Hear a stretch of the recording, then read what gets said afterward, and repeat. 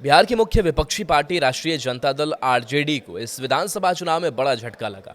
महागठबंधन के मुख्यमंत्री चेहरे के रूप में सामने आए तेजस्वी यादव की पार्टी के कमजोर प्रदर्शन ने राजनीतिक पंडितों को भी चौंका दिया है। यह सवाल उठ रहा है कि जब तेजस्वी ने जनता से कई बड़े वादे किए थे, तो आखिर ऐसा क्या हुआ कि पार्टी का मुख्य वोट बैंक मुस्लिम और यादव उससे दूर होता दिखा। आइए विस्तार से इसको समझने की कोशिश इस वीडियो में करते हैं। आरजेडी की हार के प्रमुख कारण क्या रहे?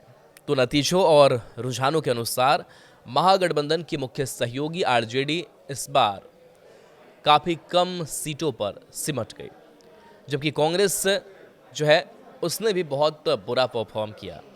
आरजेडी का परंपरागत वोट बैंक मुस्लिम और यादव समुदाय रहा है। पार्टी ने चुनाव में 50 यादव उम्मीदवार और 18 मुस्लिम उम्मीदवार मैदान में उतारे थे। इसके बावजूद परिणाम बेहद निराशाजनक रहा और एक बड़ा आंकड़ा यह भी है कि इस बार काफ़ी संख्या में मुस्लिम मतदाताओं ने आरजेडी के बजाय ओवैसी की पार्टी एआईएमआईएम को समर्थन दिया। कई मुस्लिम बहुल इलाकों में एआईएमआईएम ने आरजेडी के वोट को सीधे प्रभावित किया, जिससे महागठबंधन को नुकसान उठाना पड़ा।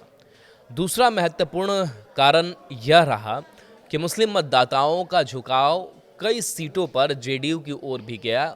ये सच्चाई सामने इस बार के चुनाव परिणामों में सामने आई। जहां जेडीयू और आरजेडी के मुस्लिम उम्मीदवार आमने सामने थे, वहां जेडीयू को स्पष्ट बढ़त मिलती दिखाई दी। यह रुझान आरजेडी के पारंपरिक समीकरणों के लिए बड़ा झटका साबित हुआ। आरजेडी को यादव वोटों की नाराजगी का भी सामना करना पड़ा।